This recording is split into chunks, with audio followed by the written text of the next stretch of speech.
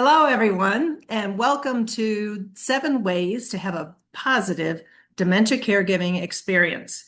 Now, you may be sitting there thinking that's not possible, but having gone through a 14-year dementia and Alzheimer's caregiving experience with my dad had vascular dementia in his last couple of years. I believe it's possible. I'm not saying I didn't make a lot of mistakes, but I learned, right? And that's why I'm here with you today, is to talk about how we can make your journey more positive, and to help you not make the same mistakes I did. So I am Pam Ostrowski. I'm the person who keeps sending you emails reminding you of the webinar. And I wrote my guidebook. It's not that simple, helping families navigate the Alzheimer's journey, in order to help people just like you, dementia caregivers, who just have thrown their hands up and said, I don't know what to do next. And so there's a lot of advice and direction on that. I also will be sharing with you several links in the Alzheimer's Family Consulting website under the Learning Center, because I have a ton of videos under there that you can watch and share with others as well. So the whole idea here is that Paige and I try to provide you with as many tools as possible to help your journey be a positive one with your loved one. And today we're going to talk about a lot of the challenges that we as caregivers have, because we're affecting our own journey and our loved one's journey. And so this is going to be some serious, potentially tough love, because it's very easy for us to want to control the journey. And that's really not how this disease works. And knowledge from a technical perspective or a scientific perspective, you can just throw that out the window. This is not about logic. It's not about reasoning. It's about facing your emotions, creating boundaries, understanding what's motivating you to behave the way you do, because a lot of times we as caregivers are actually the triggers. So I wanted to make sure that you all knew that a few of you responded back in email. Thank you so much. When I asked the question, why do you think where could we help you the most in getting to a positive dementia caregiving experience? And so one of the individuals asked, I'm struggling with adjusting to the feeling of loss and loneliness. So my first question is, and that's a really popular one. I have several clients, spouses, and partners who feel this way. And I did an Alzheimer's Association presentation last week, and that was exactly what two male spouses said. Two husbands were like, I don't know what to do with myself. I don't know now. They had already taken their loved one to memory care because they could no longer care for that individual to the degree that they needed. And that happens. And then the next thing that happens is that spouse ends up hanging around memory care all day because they can't separate themselves from their loved one. So here's the dynamic that happens, and you tell me if this sounds familiar. So you make the decision, this caregiving is taking too much out of you, and that's a very common thing. There's nothing wrong with it. It is what it is. Someone with dementia can keep you up all night long and all day long, and they take naps, and you try to get as much done while they're napping. So, it's just 24/7. You're constantly awake or aware, and it's exhausting. And then to watch someone who's degrading, whose mental capacity, cognitive capacity, is declining, it is difficult. It's difficult to live with that. A lot of times, you get sad, like the individual asked, I get sad, I get lonely, and I don't know what to do. So that's how they get there, right? So the person goes to memory care, and what you've done for the past 5 or 8 or even 10 years has been, as a caregiver, this person has filled your life, and you've let go of relationships, you've let go of your favorite things to do. You are no longer the person you were that they married, and they're no longer the person that you married. So you got two people who are lockstep focused on care and the basics of day to day. And that may include medication management, showers, eating, what do you want? Overeating. That's one of the problems with people with dementia, eating candy, drinking too much coffee, and trying to keep them at a safe bubble is really what we're trying to do as caregivers. So that takes a tremendous amount of energy and time. All of a sudden, this person is now being cared for by somebody else in memory care, or a caregiver comes into the house and takes care of those things. And then you're sitting there going, well, what am I going to do with myself? Now, you may think if you're in the midst of this, oh, I'd find tons of things to do. But there's that hole that's generated when you're no longer providing the services that you used to provide for your loved one. And so when they're physically no longer there, when they're in memory care, for instance, then you have to decide, I've got to rebuild my life. And when you're older, and I would say, gosh, 60 and over, when you're building relationships is harder. You could reach out to old friends and say, gosh, I'd love to see you for lunch. I'd love to find out what's going on with you. Make sure that you don't spend your time with other people, with your friends, talking about your spouse, because that's not building a relationship. That's not helping you. It's focused back on them. So you get 5 minutes to talk about them. And then I want you to engage with your friends. I want you to go do things you used to do, whether that's golfing, going out and listening to music, concerts in the park, going to art museums, whatever it might need to be for you. Things that bring you peace, it could be yoga, it could be playing tennis. Any of those types of activities are what's going to start to build that positive caregiving experience, because you don't stop being a caregiver when someone's in memory care. You just are there for them in a different way. You regain the relationship you had as a spouse or as an adult child. And that's one of the things that, to segue into other positive dementia caregiving experiences, when someone comes in and starts to help, whether that's usually you go from you doing all the work to bringing in-home care, a caregiver who's dementia care trained. And then your next step is to potentially move them.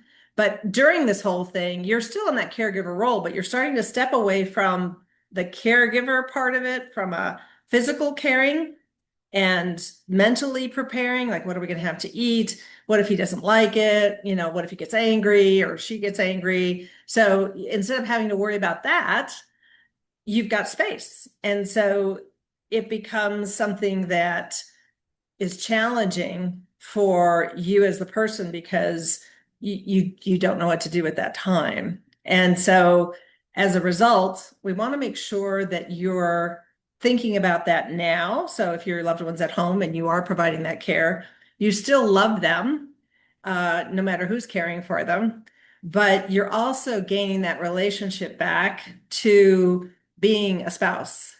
Honey, and you don't say, honey, do you remember? Instead, you say, I remember when we went for a walk on the river walk in San Antonio. That was the most romantic trip. And, you can talk about whatever you remember from 10, 20, 30, 40, 50 years ago.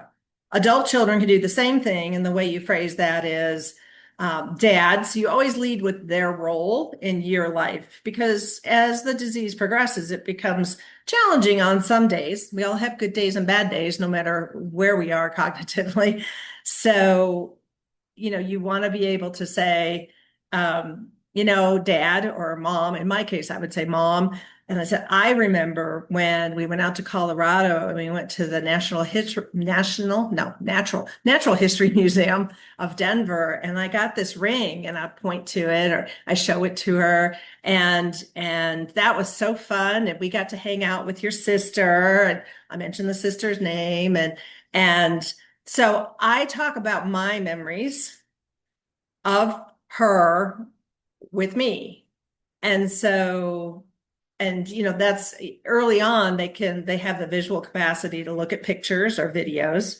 But then as we get older, much older, you start to have issues with peripheral vision. You have issues with being able to focus and depth perception. So looking at a picture can be a challenge, or a photo, especially on a phone. But if you can blow one up, like my mom used to have a picture of her parents. My dad made it for her. And so it was a 8.5 by 11. And she would take the frame and she would kiss them goodnight each night. She knew who they were. And so it's those kinds of things that make the experience more positive for them and more positive for you. And recalling those things that made you both happy is also good for your mental health. So that's something that helps with, she asked about loneliness and that type of thing. But you have to make the effort. You have to let people know that your lifestyle has changed and that you're now more free or more available. You have to go for the walk in the park or go to the art museum. You have to take that as your new mission, is to take care of you. And that's the most important part when you end up in that situation. Now, the other possibility is that your person is still in your house with you, but it seems lonely because you can't have a conversation with them, especially if they're mid-stage and late stage. So that really does involve that's why we encourage you to get a caregiver or go to, say, a Kelch community. I use them as my example because they do provide the best services for respite. You'd have to call each of the memory care communities in your area to ask if they offer day respite, where you would drop your loved one off for the day. You go have a life, go do the things that involve other people or that involve things that bring you joy. And then you go pick them up at either dinner time or whatever time you arrange. They also have multi-day and week and month respite. So because if you keep doing this for years and years and years, which the average Alzheimer's lifespan after diagnosis is between 4 and 8 years, many, many caregivers either get very sick or they pass away before their loved one does. My dad was older than my mom, so it kind of made sense, but he passed away and she survived for another 4 years. And, we never talked about it. I didn't bring up death at all, or his passing, but, she sensed that something was different. So that's very important as well, is to make sure that you're engaging in life all along this path, whether they're here or not. So you should, if you're feeling lonely, sad is part of the deal, right? Because it's part of the experience, and sadness means that you can still feel joy. So focus on the memories that bring you joy. And it's okay to be sad. It's okay to cry, because you're still part of this person's life and they're still part of yours. So don't forget that they are still in there, but it takes a tremendous amount of effort on your part to both care for them and still take care of yourself and get out and socialize and interact with people and have some joy and laughter in your life so you stay healthy. So that's one thing. And then I did have somebody who asked me about strategies when they refuse their meds or hide them and say they've taken them. This is also a really common one. And so from that perspective, this is really part of behaviors. So I'm going to put in a link to the behaviors video that I have on the website that'll be, and you'll find a whole bunch of videos there. There are currently okay, that's fine. There we go. Now that should go to you. There we go. And so if you click on that, it should pop open a window that has the 7 dementia behaviors and how to avoid them. And part of that is medications.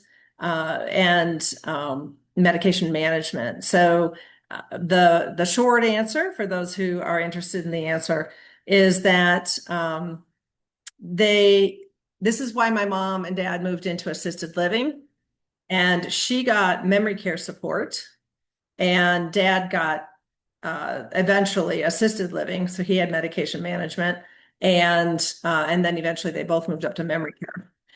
So the medication management thing is very dangerous if they're not taking their medications.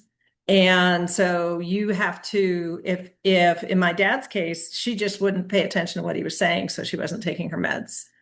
And he's like, I don't know what to do. And I said, I think it's time to let somebody else ask her to do this. So we moved her into their assisted living community that provided all the different services at all the different levels while they lived in a 2-bedroom apartment. And it was interesting because she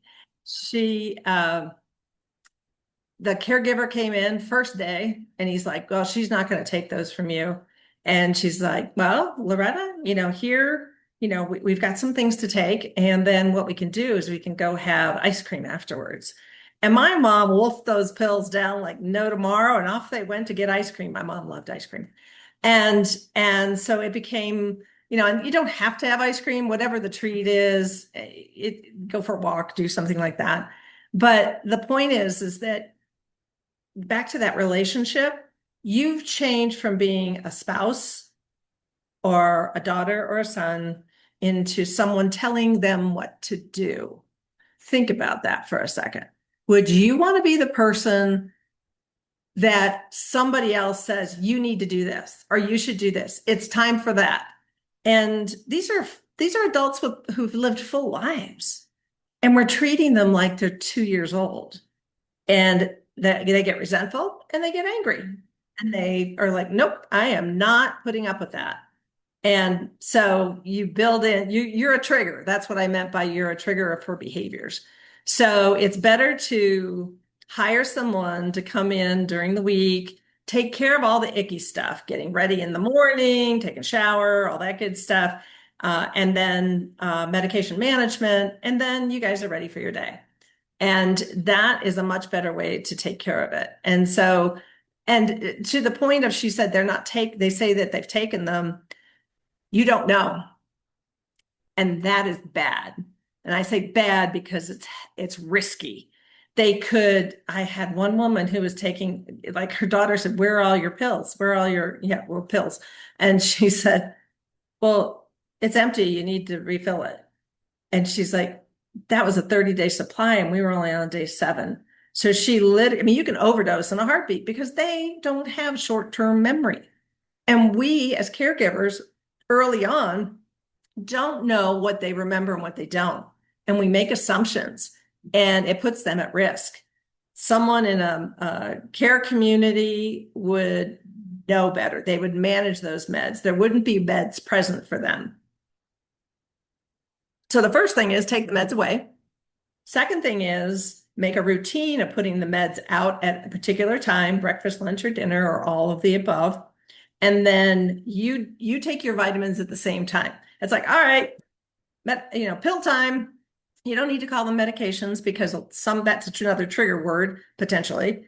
And it's like, all right, pill time. I'm going to take mine. Here's yours. Let's go. And then it becomes an activity and not you should have you're treating them like a child. And as soon as you hear yourself do that and you watch their reaction, you'll go, oh, that's what Pam was talking about. So that's the answer to that. And if you have more questions, just email me back and I'll provide you with more details. The other one was rearranging cupboards and drawers constantly. So with that, I would say this is where you decide if that's the battle you want to win or lose. So in my book, I have several different phrases, but one of them is, do you want to be happy or do you want to be right? If they're rearranging cupboards and it gives them something to do, let them. What do you care? You'll find the cups, the saucers, and the utensils at some point. But this gives them something to do, and it could be an anxiety coping mechanism. So if they're anxious, they need to do something, or they're thinking about what they used to do, 50 years ago. So it's okay to do those things. And that's one of the things I mentioned when we kicked off, is that control becomes a problem for caregivers, spouses, children, especially adult children, especially adult daughters. Sorry, ladies, but it becomes an issue because we try to, and we don't do it on purpose. This is a very subconscious type behavior. We try to recreate what was normal before the disease. So you'll say, well, Mom, you always liked blueberry muffins, so I got you blueberry muffins, and now you don't like them. As if that's their fault. You feel like you've done something really nice for them and you've gone out of your way, and then they don't react the way you wanted them to. And that's a matter of you lowering your expectations, first of all. Secondly, trial and error, try this, try that. And honestly, they could like peas one day and hate carrots. And then the next day they could love carrots and hate peas. So it's kind of a crapshoot, guys. Someone told me I should write a book called that, because we don't know where their heads are at. As the disease progresses, it becomes more disorienting for them. And we're still learning language. This is like learning a foreign language, honestly. It's like Italian or French or Spanish. And you're trying to figure out, like, how do I persuade this person to do what's good for them and still get the end result, but not create any sort of issues with them. And so the best thing to do in this case is to release control, give them, like, there's a reason why people like to go to Golden Corral and all those buffet type places, is because you have your options. If you don't feel like something, you don't have to eat it. So, buy 2 muffins and slice them in half or in quarters even, and be like, this one is this and this one's that. And they'll take a bite of each, and they may not have any more, or they may wolf down all of it. But we as we say, oh, you can't have muffins or you can't have coffee. Well, they can have, decaf coffee is fine. Decaf tea is fine. So we tend to get more controlling over what they eat, how they behave, what they do with their day.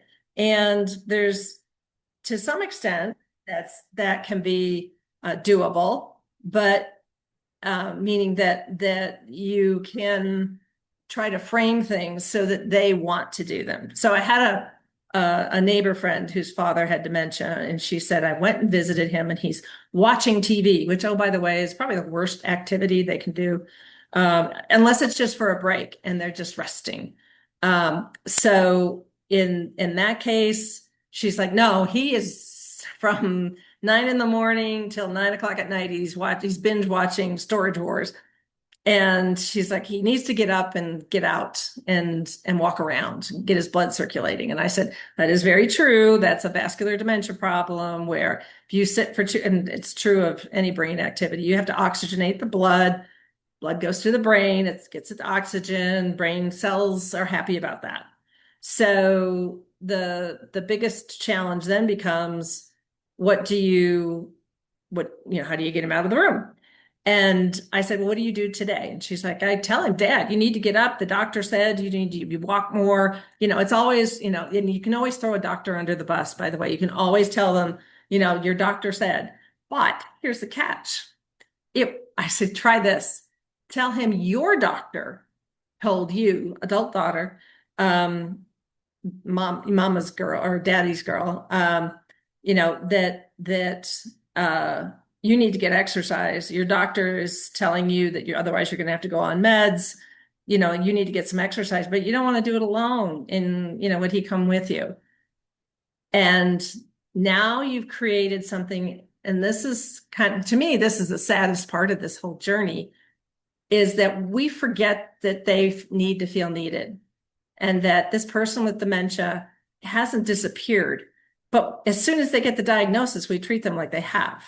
Like, oh, this is such a tragic thing. And it's like, well, they're still sitting here and they're still able to, early on, especially have conversations with you. They may not always make sense, but if you're talking about things you remember and joyful things and happy things and things that they enjoyed, then it's all good.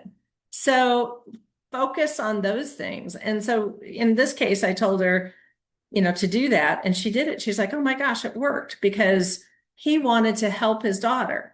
And as a father, that was his job. And she gave him a purpose. So think about that for your loved one. What is their purpose? Like what do you do to give them a sense of reason to wake up in the morning, I think is what we typically call it, is what is it that we could do for them to get them motivated and so I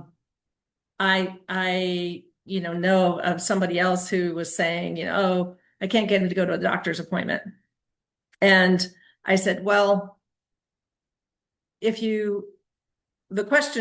two questions. One is, why does he have to go? Like, what condition does he have? Because you don't need to go for your standard physicals, and the doctor needs to be reminded this person has dementia.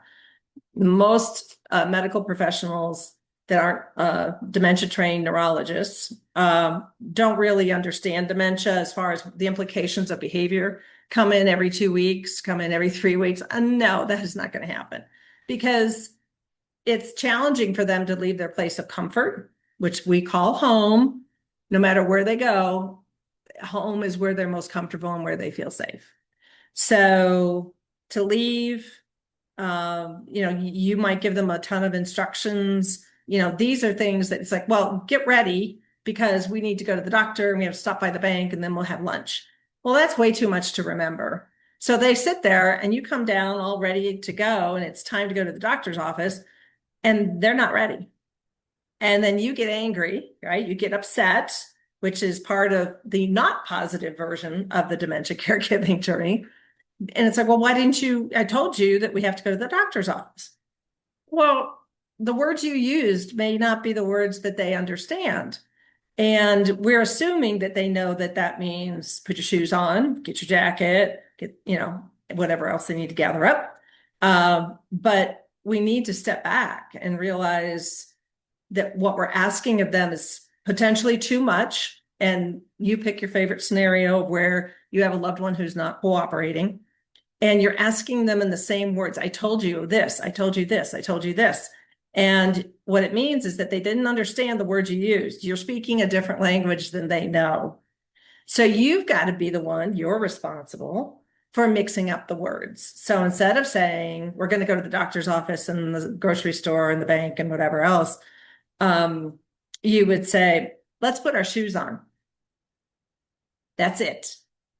They don't need to know why they're putting their shoes on because in our minds, we're planning ahead. But they can potentially retain one thing as the disease progresses, probably not even that. So you bring their shoes over and you bring your shoes over. And I'm always a big fan of show, don't tell, because it's the language. It literally is like speaking to someone in a foreign country. They don't understand your language. You don't understand theirs. And the best thing we can do is simplify everything and show, don't tell. So you grab your shoes, you start putting your shoes on, you hand him or her their shoe and they put it on. My dad used to have Velcro top shoes, so he didn't have to tie the laces because he had arthritic fingers. And so he'd put his shoe on and he didn't have this issue because vascular dementia doesn't have, that's what I call angry paranoid dementia. In his case, he would accuse people of taking things and he would get really upset really quickly. So that's an entirely different type of dementia, but they do still have some processing issues with doing things, right? So multi-step processes. So we want to make sure that we keep things simple. Okay, did anybody write anything in the chat? Come on, you guys. All right, so the next thing, a question that we got from a caregiver is, let's see, my loved one just got a recent dementia diagnosis. He and I are devastated. how do we deal with this situation from an emotional perspective? And an emotional perspective is the only place we operate from with this disease, to be honest with you. I One of the challenges is if you're a very logical, analytical type A personality, this is the universe's way of letting you know that you are not in control. Uh, I tend to be that personality type. And so as a result, I end up, and even with mom, it's like, well, no, that's not going to, and with her caregivers, I would be like, well, that's not the way that things are going to work for her. And so I would be representing her. I was her mouthpiece, if you will, for how she should be cared for. But it's also how we interact. So I would create, I'm trying to think of what kind of event or thing that, oh, birthdays. So birthdays are Mother's Day.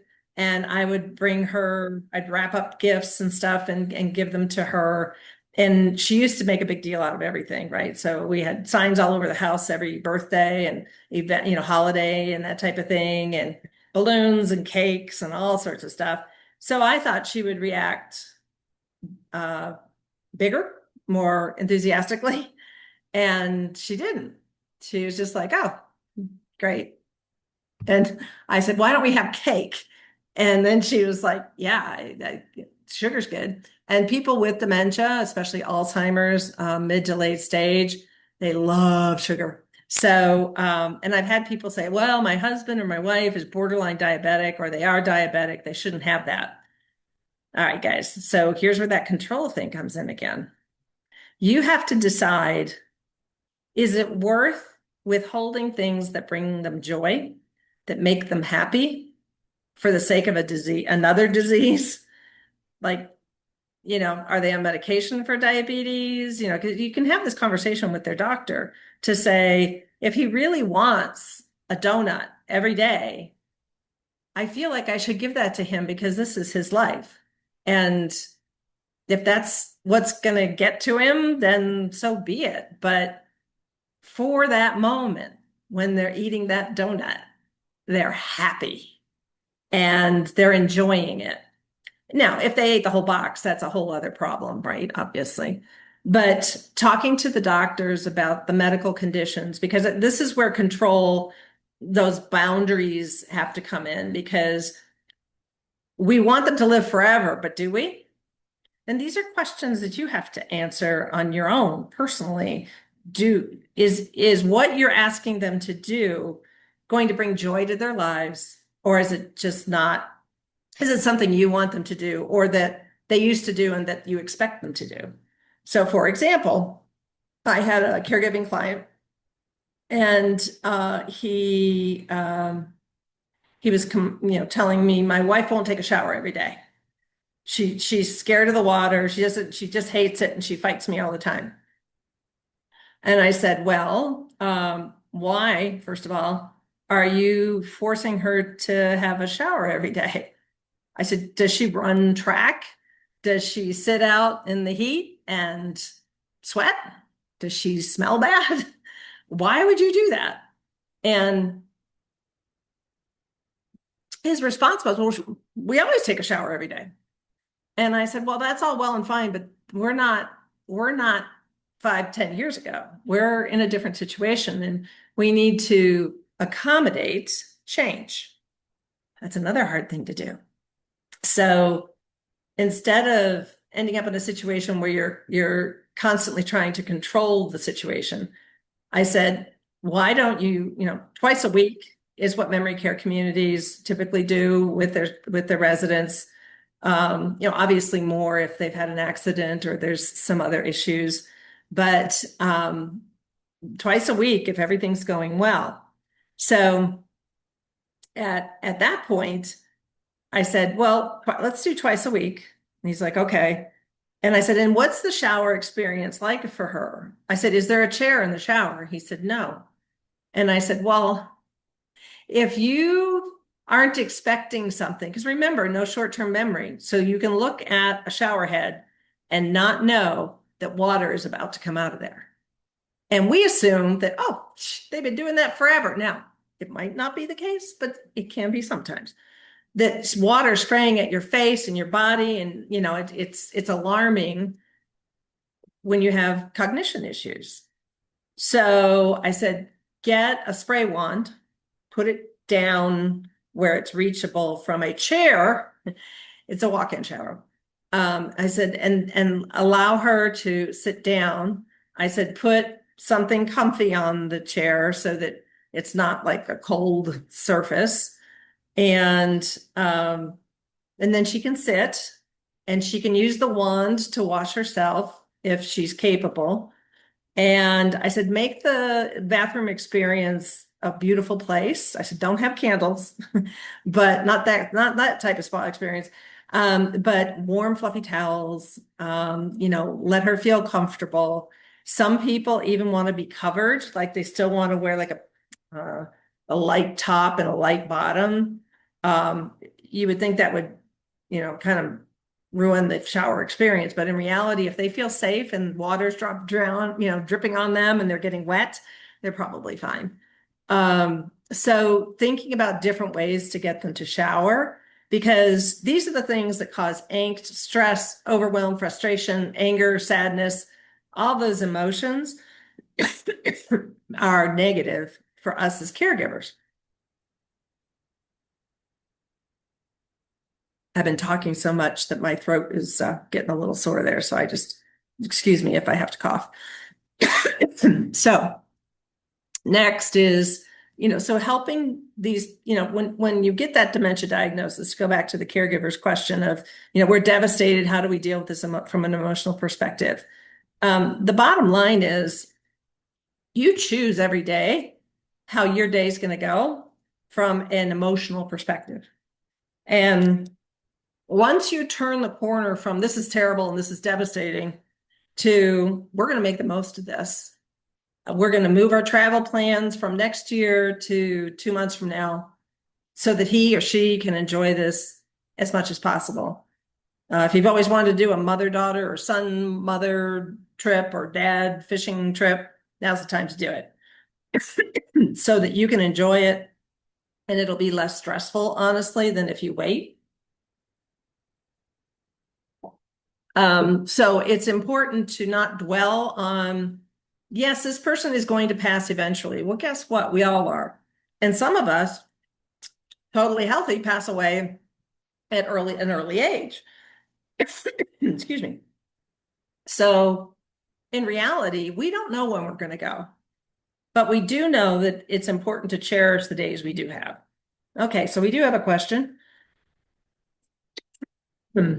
Mira.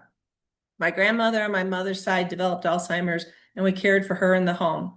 My mom got Alzheimer's and we kept her in the home until hospice moved her there. Yeah. Now my oldest sister was diagnosed with it, and this is my third rodeo with this kind of caregiving. I am training her husband and sons. Very good. Thank you for doing that.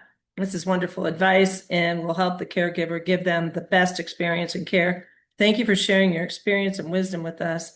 Caregiving is exhausting and you must ask for help. Burnout is real. Yes, Mira, you're right. You need to care for yourself. Thank you for the book and doing these videos. You're very welcome. And thank you so much for the kind words.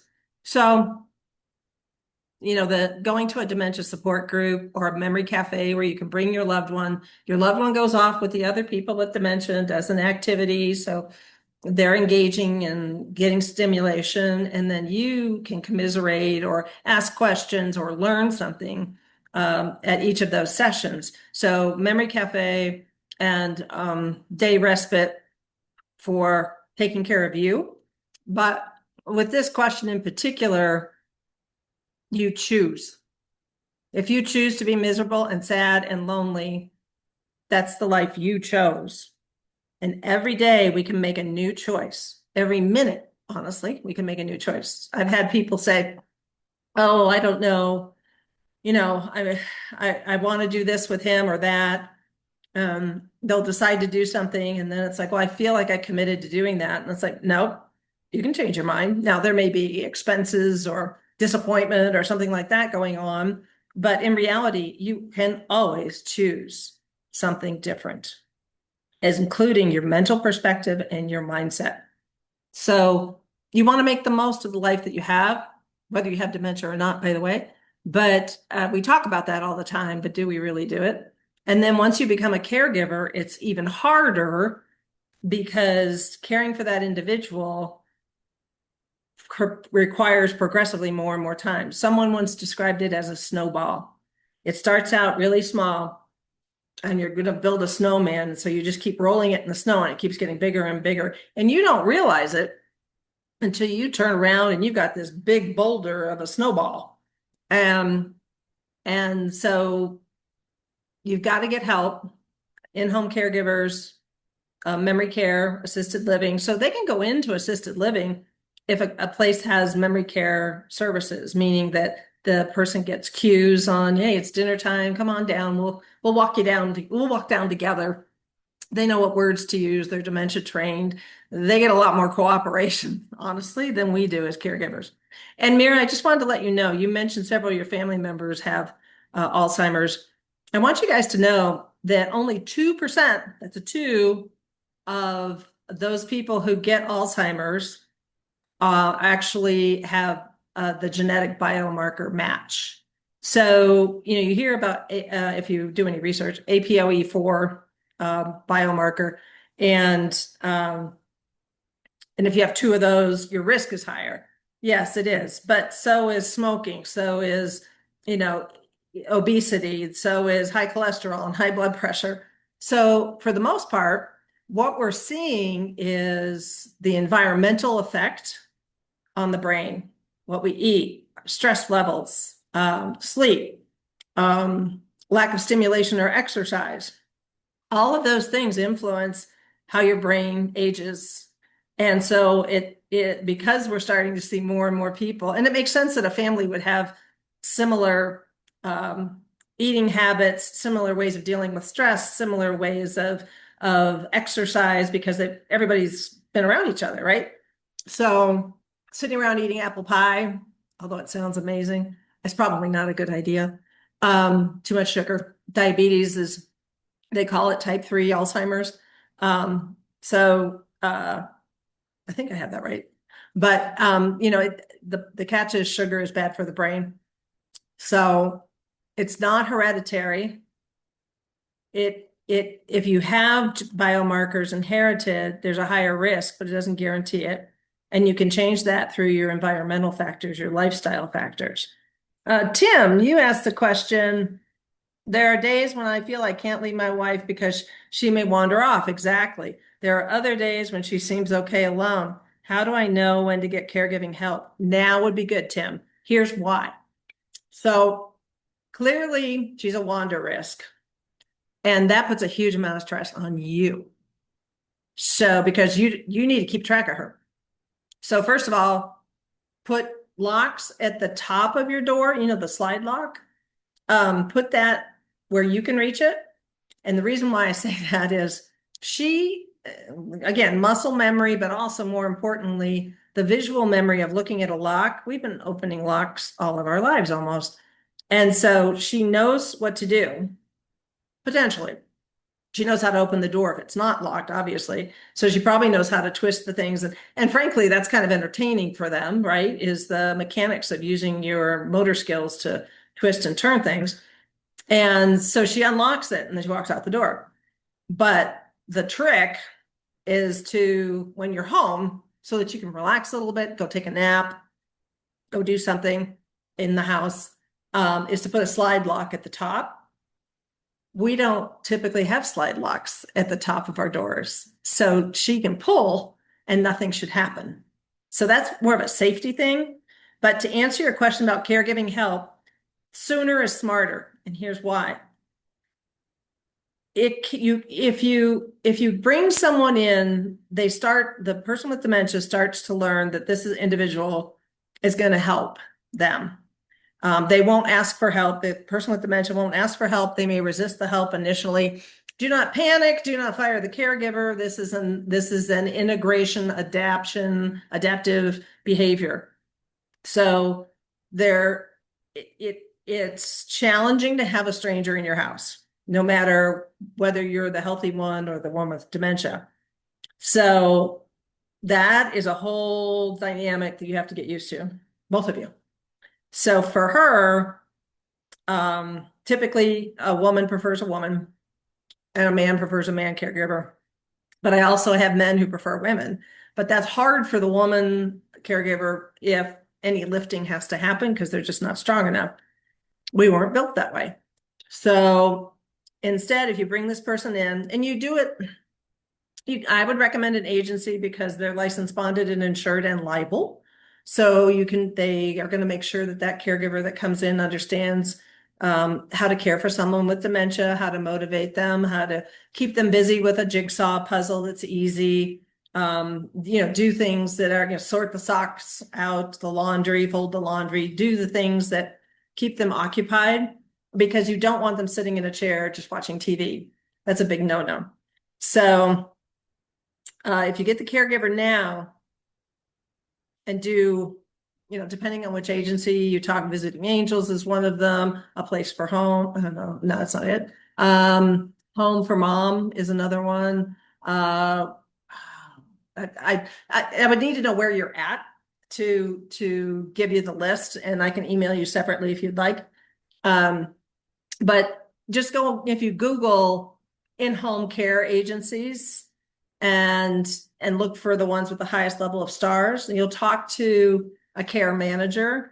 They'll come out and interview you and your wife and see where do their own assessment and evaluation, which is really important. Care communities also should be doing that, where they do an assessment to determine how many services or how much help does this individual really need. And frankly, if she wants to get out and go somewhere, it's probably because she's stir crazy from being in the house. So, if you guys could go for a walk, that would be a good idea, right? Or, put her in the car, go for ice cream. My mom loved to do that, but that's because she liked the ice cream, not so much the ride. So being able to do that and get some help 4 hours a week. And then you can add to it as you realize how valuable this person is as a resource, honestly. So, because that's a good thing. You can also go to a memory cafe, for instance, where she can go do stuff, activities with the other group, and you can talk with other caregivers and ask them, who do you use? Or the Alzheimer's Association has support groups in different cities. And you could go to one of those and say, who do people use for in-home care if you want a private caregiver? Remember, they're not licensed or bonded or insured. They're coming to you potentially with the risk of them not being available when you want them. So if a kid gets sick or something like that, they're not showing up for work. And if you made plans to do something while that caregiver is at your home, taking care of your wife, that all blows up. So with an agency, they're going to have people on the bench, as we say in the consulting world and in football, there's people backups to help out for that situation if that were to happen. So now is the best time because it helps them adapt to asking someone for help, because she's probably getting to the point where she doesn't want to ask you, or she doesn't want you to feel like you have to care for her, because when we got married, we never thought about this relationship turning to this. And I don't want you telling me what to do. I'm your spouse, I'm not your child. And there's that whole, again, bossiness dynamic that they respond poorly to. So does anybody else have any other questions? Otherwise, I'll just keep going on the ones that I have from talking with caregivers. So here's one. I know I need to establish boundaries with my mom and her care, but I feel guilty and she gets sad if I talk to her about it. Do you have any tips on how to establish boundaries about what we talk about and how far I take my care? So first of all, I don't understand why the caregiver is talking to the mom about her care. Even in the earliest stages, when you have someone with early stage dementia, they good percentage of the time will deny that they have any symptoms. They're resistant because think about it. If I told you that you're not remembering that, and I've had to do this, by the way, with friends, that you're not remembering things as well as you used to, or, they may be processing information. And frankly, it's very important to separate memory from task completion or task following steps and instructions, because memory could be dehydration, could be medication issues interacting. It could be lack of sleep, lack of focus, brain fog, hormones.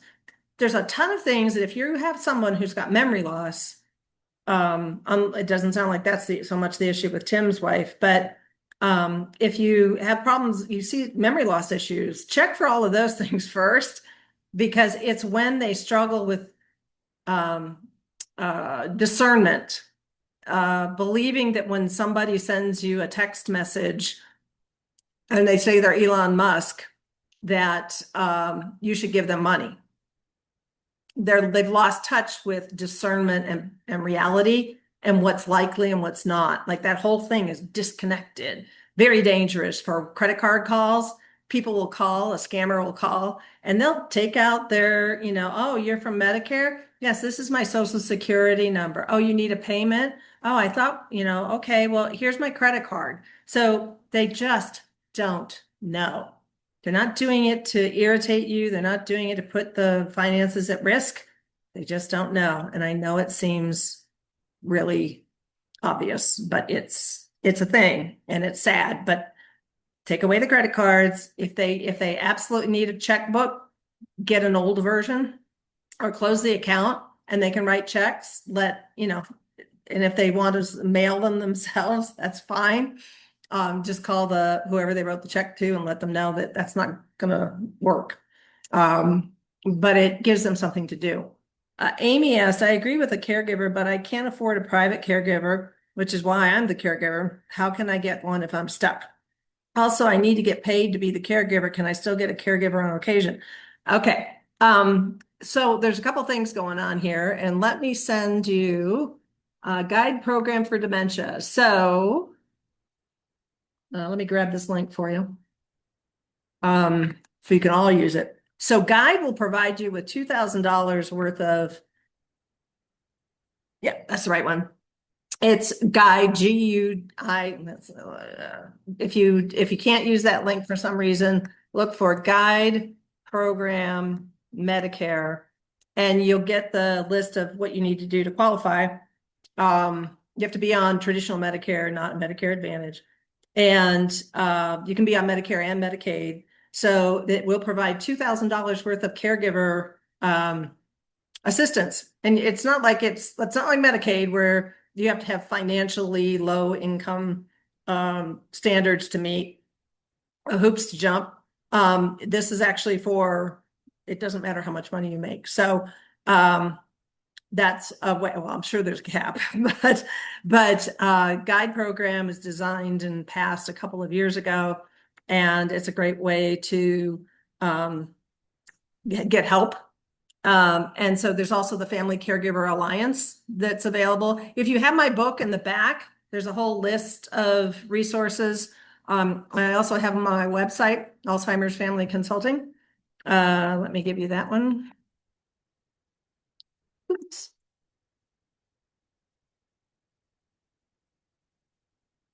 There's that one.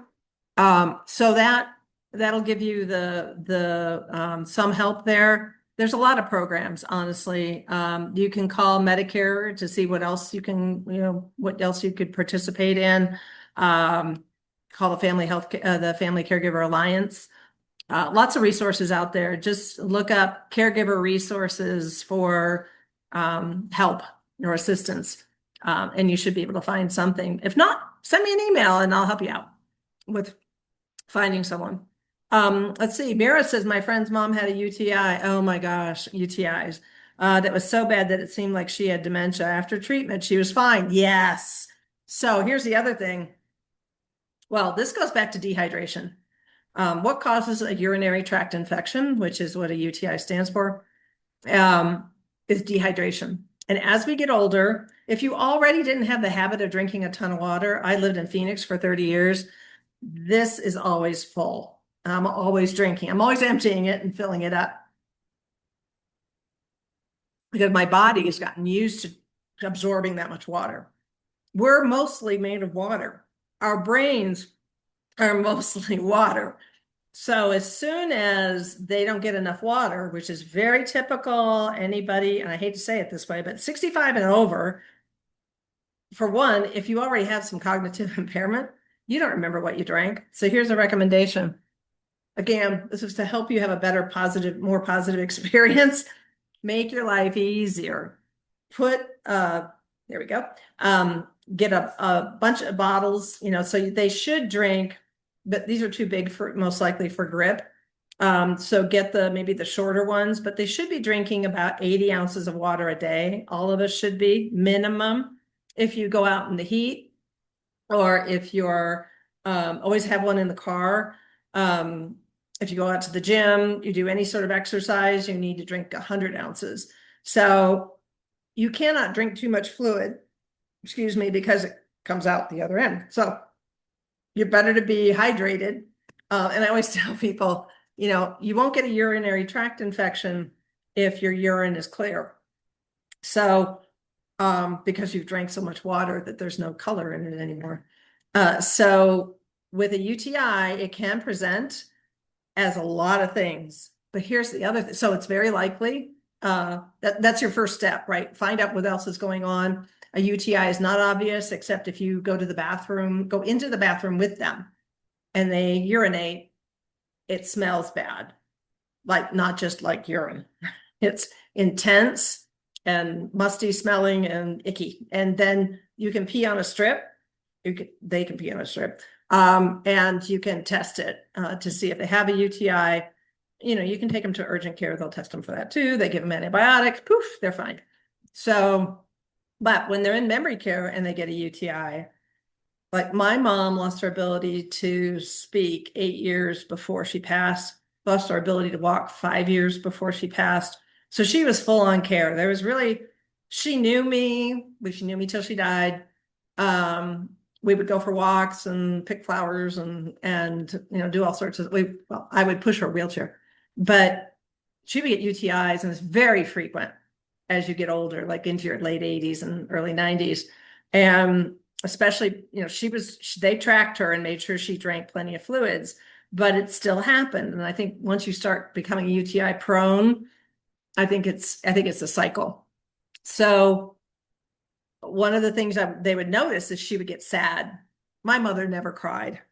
She didn't get sad. And so they'd be like, okay, this is different behavior for her. And they'd be like, let's go test her for a UTI. So when they have dementia, when the individual has dementia, they don't know what's going on. So you watch for behavioral changes and be like, I wonder if it's a UTI. That's the first thing I would jump to. Mira, thank you so much for bringing that up. Okay, you guys, it's the top of the hour. Thank you so much for participating and for attending. You guys hung in there. I appreciate that. And if you have any questions, you have my email address, pam@itsnotthatsimple.com.